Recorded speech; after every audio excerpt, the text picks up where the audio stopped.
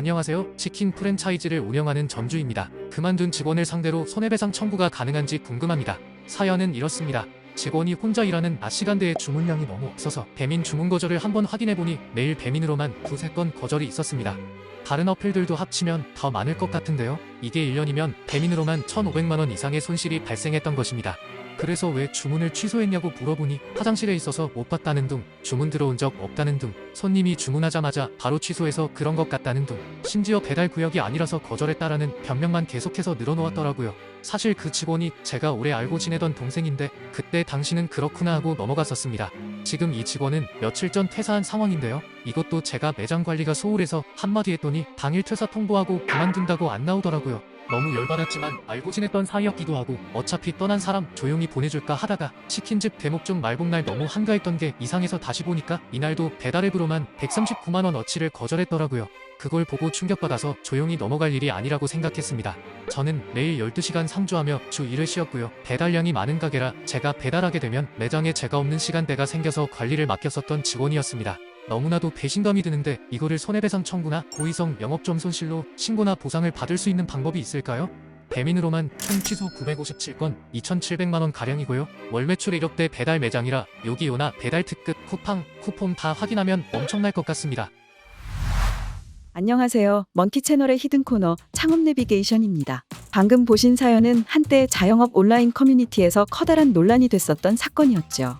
이 직원이 이런 행동을 했던 이유 또한 너무나도 충격적이었는데요. 다름 아닌 폰게임을 하고 싶어서였다고 합니다. 네, 한마디로 일하기 싫어서 그랬다는 거죠. 그런데 사실 이 사건의 1차적인 문제는 여기서부터 시작하는 거였습니다. 오래 알던 동생이라 이해하고 넘어갔었다. 일단 여러분, 지인과 함께 일한다는 것은 양날의 칼과 같습니다. 잘 맞는다면 시너지를 낼 수도 있겠지만 계속해서 함께 일한다면 평소 그 지인에게 기대했던 것 이상으로 관계를 잃어버릴 수 있거든요. 다시 말해 진짜 제대로 잘해볼 자신이 없다면 애초에 바람직하지 않은 일일 수도 있다는 겁니다. 그런데 여기서 이 사건을 지켜본 한 네티즌이 이렇게 물어봅니다. 아니 그런데 이 사연 속 사장님은 폰에 주문 접수 어플 설치 안 해놓으시나요? 왜 안 해놓으셨죠? 그럼 제가 잘 때 알람 울리고 호스기로는 주문이 안 들어오더라고요. 네, 실은 이런 사정이 있으셨던 거였죠. 이런 사연을 보고 있자면 정말 인력 고용의 문제도 결코 쉽지 않음을 알 수 있는데요. 그럼에도 불구하고 어느 정도 규모를 이루고 나면 그 다음 스텝을 위해 인력 고용을 고민하실 수밖에 없습니다. 그래서 바로 이 시점이 정말 중요하죠. 어느 기준을 놓고 직원을 뽑을 것인지, 뽑은 이후에 어떻게 잘 가르칠 것인지, 또 일을 정확하게 시킬 것인지 유무에 따라 매장의 성패가 결정될 정도니까 말이죠. 괜히 직원 활용이 자영업의 꽃이라는 말이 나오는 것이 아닙니다. 하지만 사고의 방향이 매출과 순수익 위주만으로 흘러가도 모자란 우리 현실 사장님들은 이런 사안에 대해 깊게 생각할 시간이 그다지 많지 않은 것이 현실입니다. 그렇기 때문에 대부분 비용적인 측면에서만 구인 문제를 바라보게 되는데요.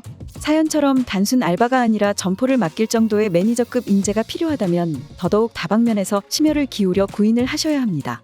월급만 많이 받는다고 내 일처럼 생각한다는 것이 좀처럼 쉽지 않기 때문이죠. 그렇다면 어떻게 해야 직원 잘 뽑았다고 소문이 날 수 있을까요? 간단히 이야기하자면 이 세 가지를 중점적으로 보셔야 합니다. 첫 번째는 인사 마케팅을 해야 한다는 것입니다. 구인할 때는 상세한 근무 조건 및 처우사항은 기본이고 현재 하고 있는 일에 대한 비전, 사장과 직원이 함께 어떻게 성장할 것인지 어필해야 하죠. 이러한 요소를 파악하기 위해서는 사람이 많이 몰리는 구인 공고는 어떤 게 있는지, 어떤 방식으로 채용을 하는지 면밀히 살펴보셔야 하고요. 이를 참고하여 나의 구인 공고에 적용하여 계속해서 업데이트 하셔야 합니다. 올려놓고 끝내는 게 아니라요. 두 번째는 방어기제에 대한 테스트입니다. 면접 시 방어기제가 있는 유형인지 판단하는 게 정말 중요합니다. 이런 유형들은 피드백이 반영이 안 되는 경우가 많아 운영에 지장을 줄 확률이 높습니다. 여기에 속하는 대부분이 부정당하는 것에 대해 예민하게 반응하기 때문에 여러 방면에서 위험한 거죠. 이 여부는 주로 기업에서 활용하는 심층 질문을 통해 파악할 수 있습니다. 관련 내용은 심층 면접이라는 키워드로 검색만 하시면 잘 정리된 정보가 많으니 내 상황에 맞는 질문 유형을 참고하시면 될 것 같습니다. 집이 어딘지, 강점, 약점 같은 일반적으로 물어보는 질문보다 훨씬 실용적인 질문일 것이므로 잊지 말고 꼭 챙기셔야 합니다. 마지막은 항상 일에 관성이 생기는 것을 경계해야 하고 스스로 의미와 동기를 부여할 수 있도록 환경을 조성해 주는 것이 중요합니다. 그 첫걸음으로는 해야 할 일을 스스로가 만들고 실천하게 만들어 성취감을 느끼게 하는 것입니다. 작은 성공이라고 하죠. 단적인 실천 예시로는 우리 매장에서 해야 할 일들을 스스로가 체크리스트화하게 만들고 이를 하나하나씩 매일 달성하면서 지속적으로 업데이트를 하는 환경을 만들어주는 겁니다. 이를 잘 소화하는 직원은 시간이 지날수록 업무의 체계를 어느 정도 잡아가는데 감을 보이게 되는데요. 이러한 방식이 잘 정착되면 그 다음으로는 성과급, 인센티브 등 구체적인 보상을 제시해주는 단계로 나아가시면 됩니다. 자, 이야기는 다시 처음으로 돌아가서 이번 사연의 뒷이야기가 궁금하지 않으신가요? 그런 분들을 위해 결말까지 준비해 보았습니다.